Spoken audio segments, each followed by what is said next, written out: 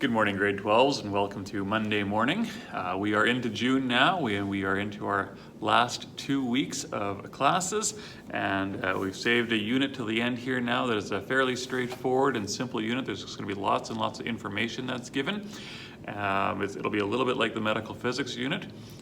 We will have a little bit of math that we'll do as we move into it, in terms of being able to use what's called Newton's universal law of gravitation and combining that with some centripetal motion.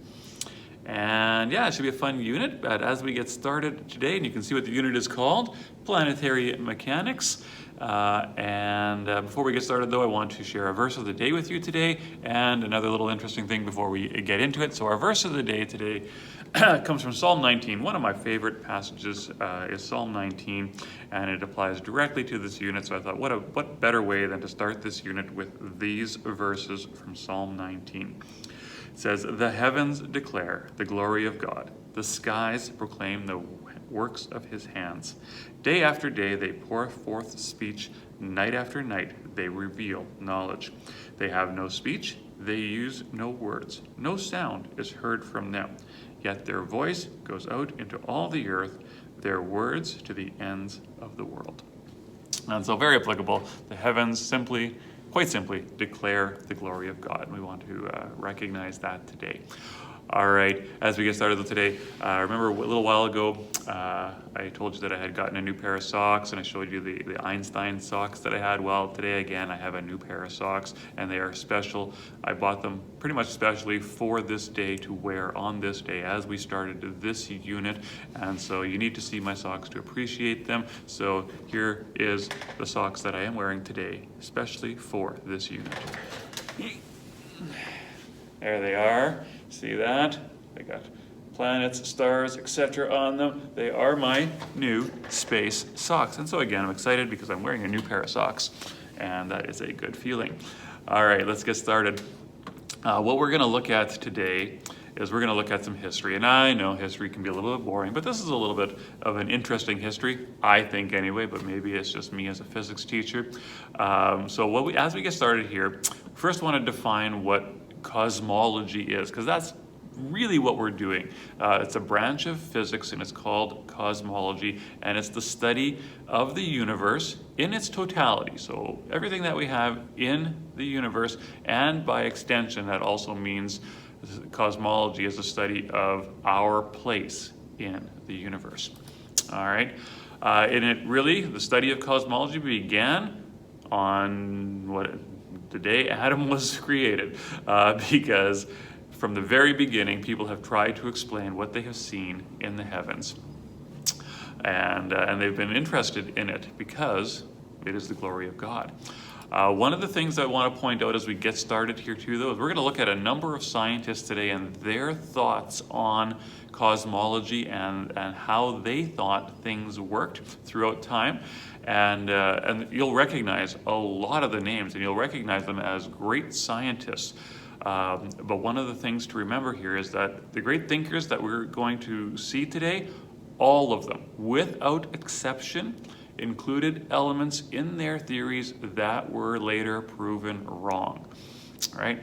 And so that's a good perspective to have, even in today when we are hearing all kinds of scientific things going on and research that's happening. Every one of these people had a wrong element in their theories. And it's simply because of the limitations of their time. They didn't have the technology. As technology increased and knowledge increased, the theories were changed and continued on to continue to grow and become better models. It's a good discussion on scientific models as well. Scientific models change over time, all the time. So the things you learn today and this week and next week about, or at any point during this year, those things can change, right? And we just want to be aware of that. All right, let's start very early on. Let's go all the way back to Pythagoras. So Pythagoras lived in the 500s. And I'm going to go through this fairly fast and probably not talk about every bullet point on here, but we just want to, you can pause this and read it for yourselves at some point. But again, Pythagoras now did believe that the Earth was a sphere spinning on its axis, which is good. And he believed that Earth was orbiting a central unseen fire that was not the sun, and that the Earth, the Moon, and the 5 planets that they knew about at the time were arranged according to a musical scale and produced what he called the harmony of the spheres. So as we've talked previously, Pythagoras was an interesting guy, brilliant thinker, had some interesting and sometimes weird ideas, and as we've talked about previously, he was a bit of a cult leader and had a cult following at the time. But those were his initial beliefs back in 500-ish BC, so again, a long time ago. Let's move on to Plato, another great thinker that you would recognize. Okay, he promoted Pythagoras' idea of circular motions, but he thought that the Earth was stationary, that the Earth was at the center and everything rotated around it. And he taught that Mercury and Venus rotated from west to east, which was again later proven to be false. And so that was sort of the wrong element that he brought into his models. As we move on, we have a scientist by the name of Eudoxus. And Eudoxus was a contemporary of Plato, and he addressed the problem of retrograde motion. Now, you'll have to know what retrograde motion is. And you can observe retrograde motion if you want to.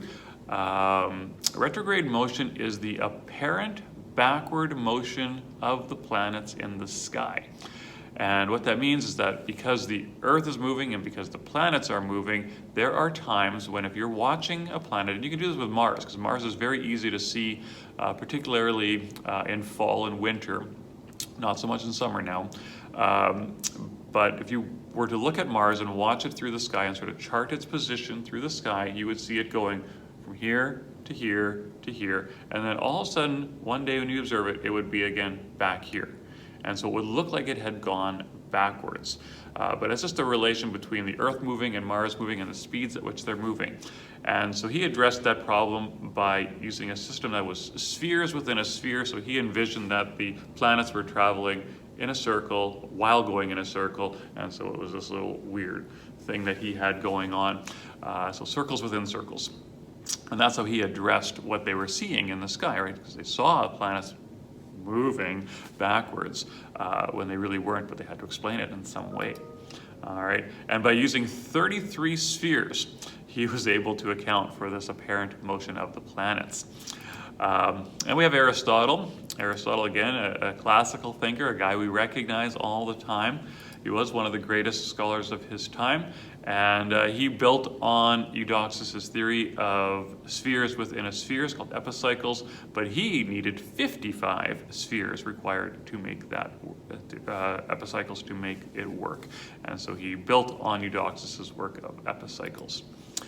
All right, moving on, we have a guy by the name of Aristarchus. Now, Aristarchus is probably one of my favorite people in this whole list of people that we're going to look at, because he was the first to come up with an idea that the Earth was a planet and that all the planets revolved in circular orbits about the sun. And so what that means is that he was that very first person that believed that the Earth was a planet. But he couldn't get his ideas to stick because he was a relatively unknown young scientist, and Aristotle was such a classic thinker and well-known. Maybe he had a good publicist, I don't know. But Aristotle's ideas continued to rule long after his death. So he did some work there, and people believed what Aristotle put out because it was Aristotle, and this guy's ideas of the Earth, the sun being the center and the planets circling that, his idea laid dormant for 1,800 years, and he was never really recognized for what his theory was, which was eventually proved to be more correct than the theories that were before him. All right, so we have Ptolemy. Ptolemy imagined the Earth as the center of the universe. So now no longer just the center of the solar system, what other people were saying. He believed it was the center of the universe, and everything, again, revolved around the Earth. And then he also believed that the planets traveled in circular orbits around that. All right. And his model was embedded into the doctrine of the Roman Church. And as we'll see as we move on to this, that this model of the Earth being at the center of the universe and things orbiting around it became just ingrained in culture, ingrained in religion, ingrained in science. And it lasted for a long, long time. In fact, after Ptolemy, there were really no new insights for about 1,000 years. This was the predominating idea that held for 1,000 years. Again, it was because it worked on the works of people like Aristotle, right, who were considered these great thinkers of the time. All right, moving on.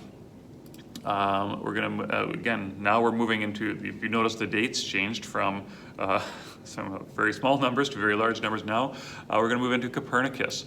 And Copernicus, let's see, so Copernicus, he is the guy that revived Aristarchus's idea that the Earth orbited the sun. The sun was at the center.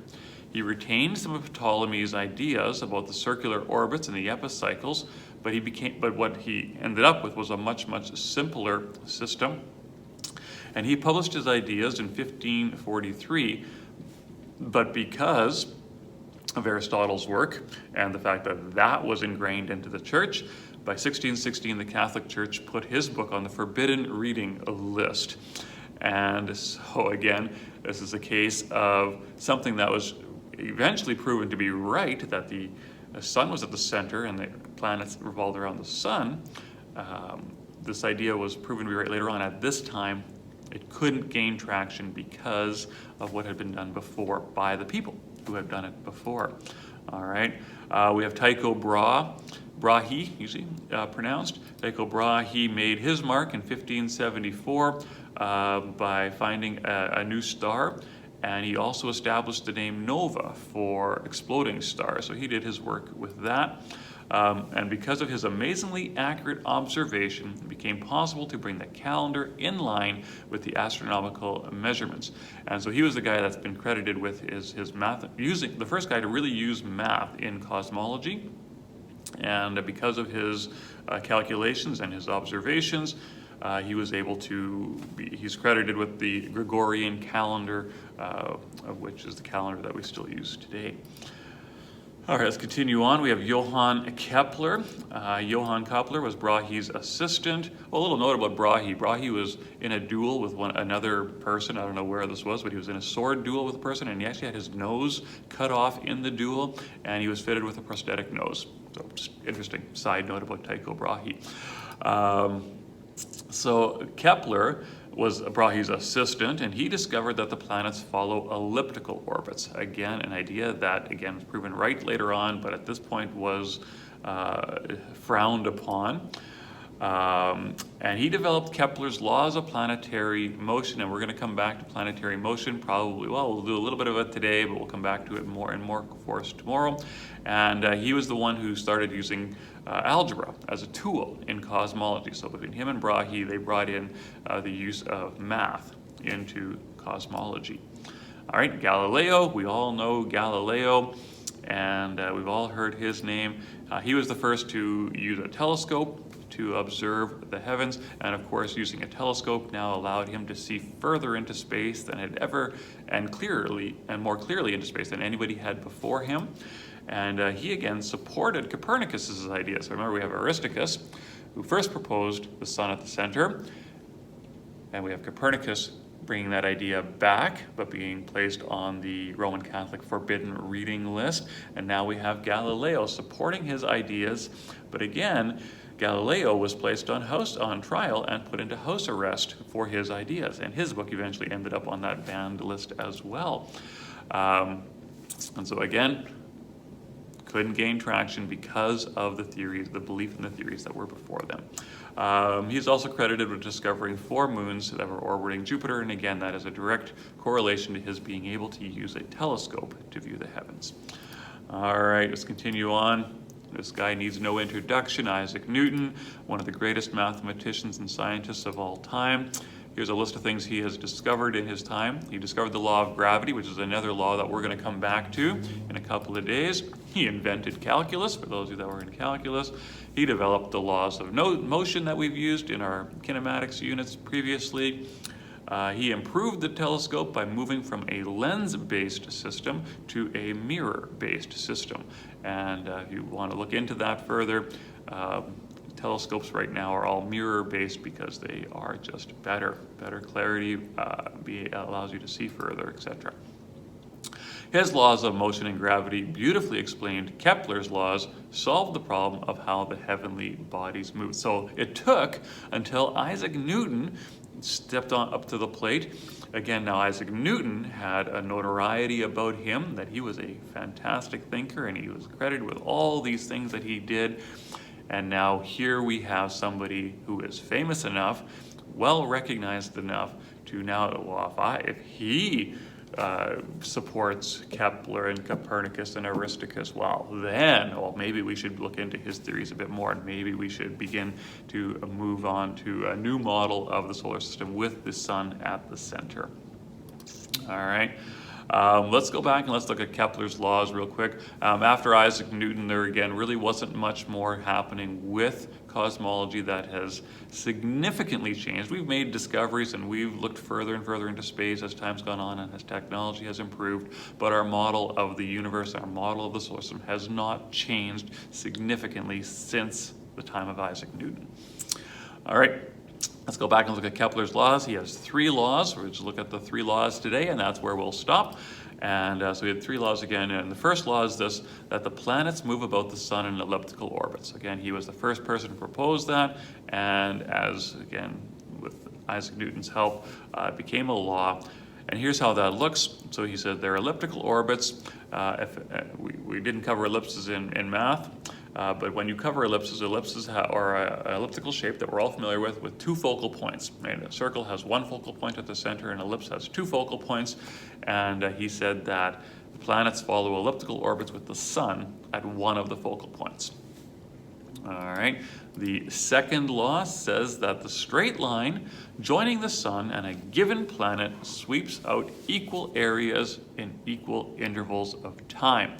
And so what that means is that looks like this. If you look in this diagram here, we have, say we have a planet moving from here to here, whichever, it doesn't matter which way it's moving, okay? And we look at the area of this shape to the area of this shape. He's simply saying that when the planet is closer to the sun, on the close side of the sun, it's going to travel further in the same amount of time as something that is further away from the sun.